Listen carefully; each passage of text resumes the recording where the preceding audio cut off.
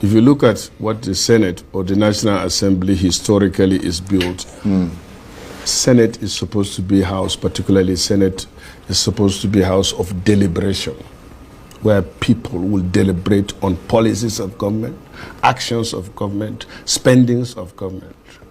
That we are not doing now. We are more of an approving institutions, just giving necessary, unnecessary support to the executive. So guys, Senator Alindume has come once again to drag Tinubu, the president of Nigeria, and the Senate president out on Arise television. If there is one person I like among the Senate, is Senator Alindume, because he's always there to say the truth, as in any time, any day, to speak the truth to power. Him and Senator Dixon, these two people, they always say the truth no matter what. They are not afraid. And now what is happening in APC and most especially the Senate? Let's talk about the Senate first. Senator Alindume has come out to really accept the fact that what is happening in the Senate right now is undemocratic. That is to confirm what Peter for Nigeria has been saying. The Nigerian Senate are filled with rubber stamp senators. Whatever thing that the executive brings to the table, all they just need to do is to stamp it. Senator Alindume has really come out to accept this fact, which is really, really bad and harmful to democracy. Nigeria will call herself a democratic nation, but there is nothing democratic about what is happening in the country right now. We can remember vividly before this 10th Senate, when other senators, as in the senators before this set, whenever they are sitting down, whenever they are having deliberation, they are discussing, they are passing bills, they are proposing bills and every other thing, you see this quarrel, you see this fight, you see this argument, you see deliberation. But this is what is lacking in this 10th Senate. Actually, and Senator Alindume has actually come out now to accept this fact. It's really, really bad where the legislative arm just come. All they just do is to approve reforms upon reforms, approve the spending of the executives without questioning. It's really, really bad and calls for urgent and serious concern. So my people, I'm going to allow you to take a look. Guys, you need to see what Alindume have to say in this interview. You will be shocked at the way he exposed a lot of things that has happened between Tinubu, El-Rufai and Amechi. He disclosed a lot of things in this interview. And so still talk in your mind, say if APC capsize, because the way it is now, the boat obviously is going to capsize, that is going to jump. He make him own openly, and nobody go hold him responsible or accountable tomorrow, or go call him out tomorrow if he decide to leave APC, because ever since this discussion started, he has been saying it that this is going to be harmful to the party. So guys, let me allow you to take a look and help me to drop your honest opinion concerning this in the comment section. What is your assessment of the opposition coalition that's coming together to challenge the APC and President Tinubu in 2027? Let me say that this coalition that is developing outside the major political party, that is our APC, is, to me, a positive development in democracy. There can be no effective democracy without opposition, which the major supposedly the opposition has failed to provide. That is the PDP, Labour, and other parties. Right. Instead, they are turning the Nigerian democracy into something else. You can see the array of decampment. That means you are telling the public out there that you have no principles. You only need a platform. And even if you need a platform, you should be where your conscience will be with you. But that is not the case. And it is very, very dangerous for democracy itself. If there is no visible, effective opposition, that democracy is under threat of its own. I can see people, as you rightly said recently, politicians, not people. Because I said last time, what I see now is that politicians are decamping while the voters or the people that elect us are not. So you see a ship, as the president said, there is vacancy in the ship. But if you overload that ship, it is likely going to capsize. And if it capsizes, you lose everybody. So potentially it could be and that is what a I big fear. challenge for the APC. It's a big challenge. When you open your ship, if it is, even if it is a trailer that has 4 tires, talk less of ship. If you keep overloading the ship, because others are desperate, more especially because most of them are not coming based on principles. But I know that many of them are jumping ship because of this indirect stick and carrot political approach. Majority. And that is not healthy at all. Right. So basically... So I'm doing what my conscience tells me. At this age, I have to do that. And I feel that when you build a house and it's leaking or if something is happening with it, you just don't leave the house again. Or, you know. No, you try to fix it. That's what I'm doing. I went to prison during PDP. No, I do understand, because I remember you from that period. Yeah. I mean, I understand that you've been consistent. On speaking my mind. Yeah. When I see any... Obasanjo, let me tell you, let me even start. I started in 2003 in the House of Rep. Then Obasanjo was the president. And Obasanjo is like a father to me. You know, like just real father. Right. I grew up with some of his children in Port Harcourt when he was our GOC. But I was one of the frontliners against that time. I stand for that. So he had you in his sights then, as a result? No, he always tell me, even now, go to Obasanjo, go to Ebekuta, he treats me like his son. The same thing with this president. And one of those, as I told you, until recently when he became the president, I used to go to, Tinubu's bedroom, both in Bodilon and here in Lagos House. And he knows me very well. And if we meet casually, he will tell me, I hear you. Charles, I'm 65. I've been in this business 24 years now. God has done everything to me. You've been very fortunate. Yes, very, very fortunate. The only thing I have to do right now, and I would prefer to die doing it, is to speak the truth and do what is right. And that is what I believe. That's why I will not jump the ship. Right. But when the ship is getting overloaded with unnecessary cargo, and that ship may capsize, then I better consider the small, watch out, the small ship. You mean the little boats that are around the place? The little boats that are around the place. Well, let's look at those boats, because you were the Director General of Rotimi Amaechi's campaign. Yeah. When he was running against President Tinubu to be the APC nominee in 2023. Yeah. And he came second, beating out the likes of the Vice President Yemi Osibanjo and many others. He was finally beaten, albeit by a wide margin, by Bola Tinubu. So you did a pretty good job as the DG of his campaign. Yeah. We had 315 votes. We gave them a good fight. And then after that, we thought things would go on fine, actually. Because I remember vividly that Tinubu, the governor of Lagos, the current Minister of Defense, and who else, came to, Tinubu called me to say he wants to come and meet with myself, Amaechi, and so we agreed. And at that time, I remember I was to go for Hajj. You were to go for? Hajj. Okay, right. And so the president said, look, we want you to come on board and let's work together. And we agreed. And then we agreed that we will meet after I come back. And that meeting did not hold. That was how they abandoned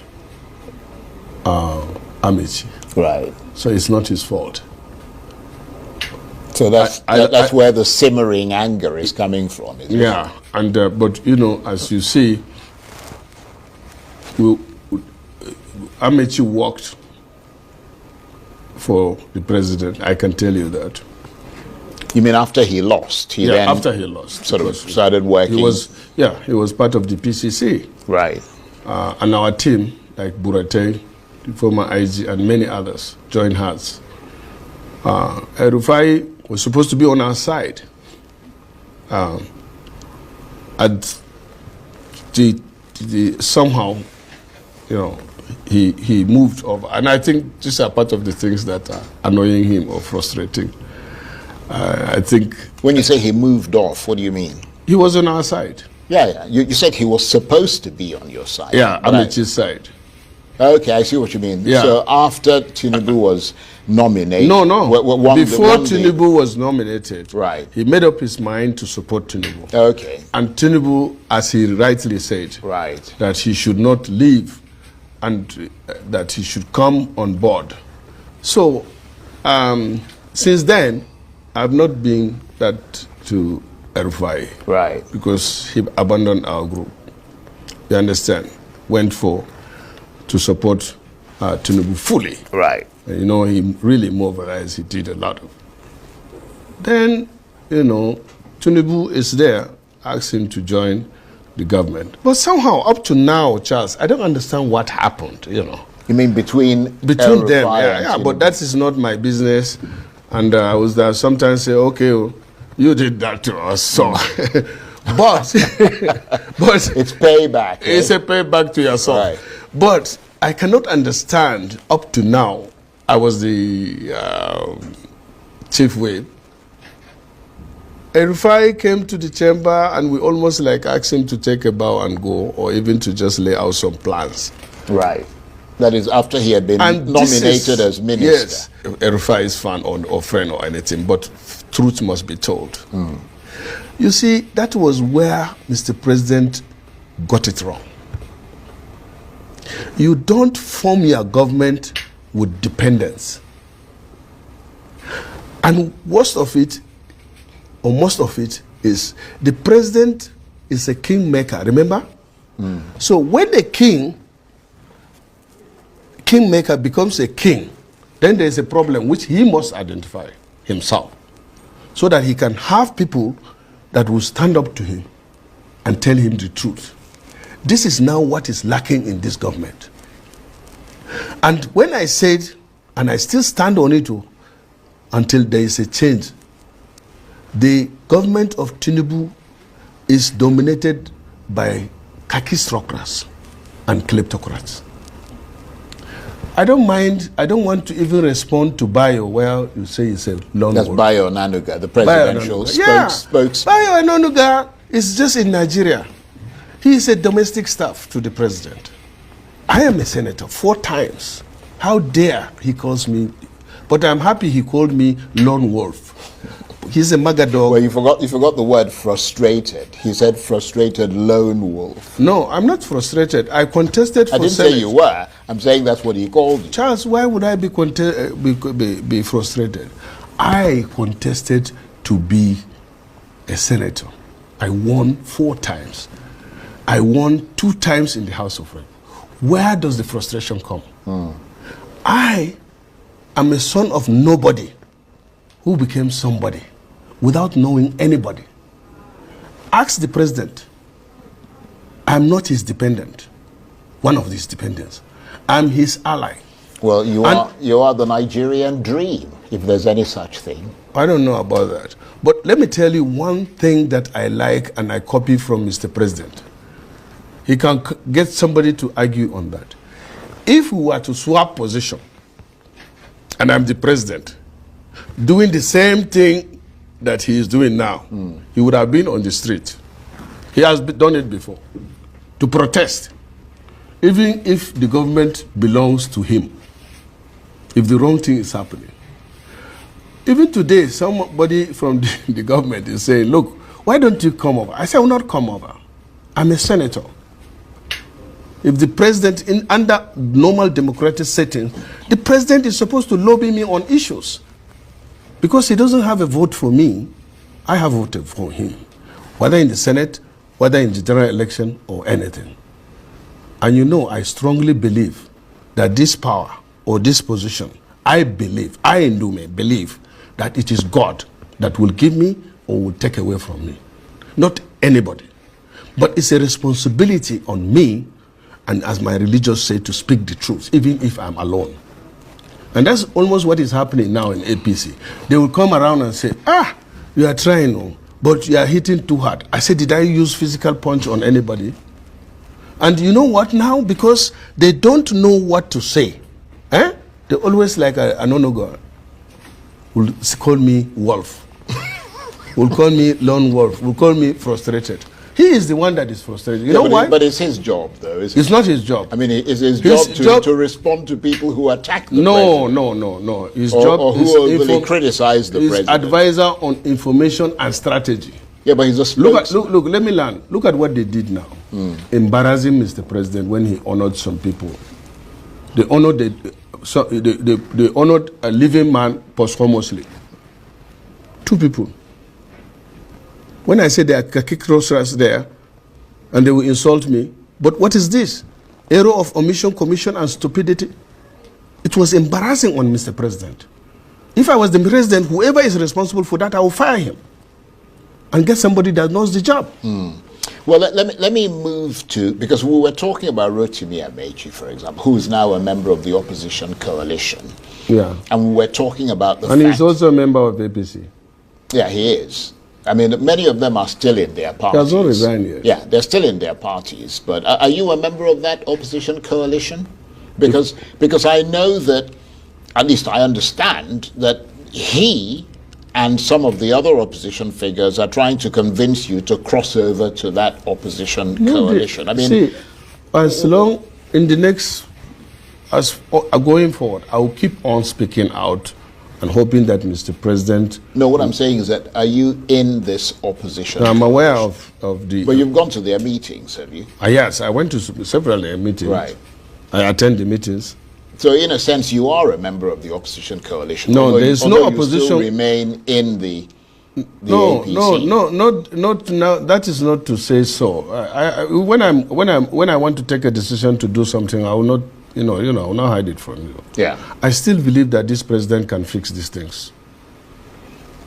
But have they? No. Wait. Let me tell you. Failure to fix those things might cause you to move. Yes. So I will not have that because it will sink. Right. But have they been making the overloaded ship will sink? Have they been making overtures to you? Yeah.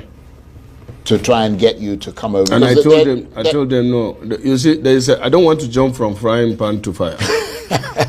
What's the fire then? I don't know yet. I have to make sure. I have to be sure. But I mean, they're starting a new party. At least they haven't registered it yet, but they're trying to register. Let me tell you, I'm a loyal person. My loyalty and this thing politically, it is the truth. I have my reason for being loyal to Amechi. Right. I believe he can do it. That's why I took, right. You believe he can be president? Yeah, better successful president. A good, successful president. Right. Now, I believe too, Tinubu can be successful president. That was, my expectation is high. But if he continues this way, then let me tell you, Charles, whether you load all other people or other governors, you are just endangering the APC by pushing it towards capsizing level. When you overload a ship, it might keel over. Everybody. Yeah, but I mean, beyond the APC, you've also been, as you said, in the National Assembly for a very long time. Yeah. How do you assess the democratic evolution of that assembly? Do you think it's become more or less democratic as time has gone by? It has become less democratic. Let me say it's very unfortunate. If you look at what the Senate or the National Assembly historically is built, Senate is supposed to be a house, particularly Senate is supposed to be a house of deliberation, where people will deliberate on policies of government, actions of government, spendings of government. That we are not doing now. We are more of an approving institutions, just giving necessary, unnecessary support to the executive. That division of executive, legislature, and judiciary is no longer there. Government have to some extent now be personalized and privatized. I can tell you that I, as a senator, is not quite even abreast of what is going on. You are supposed to deliberate. I told you yesterday when we spoke, Kobe Booker broke the record in April. Cory Booker. Cory Booker. Yeah. The American. He spoke Senate. against Donald Trump's policy for 25 hours, 4 minutes. And at one point, he was even abusing Trump. If I dare do that in National Assembly here, the Army, Fire Brigade, everybody will be waiting for me at the gate. Yeah, but let me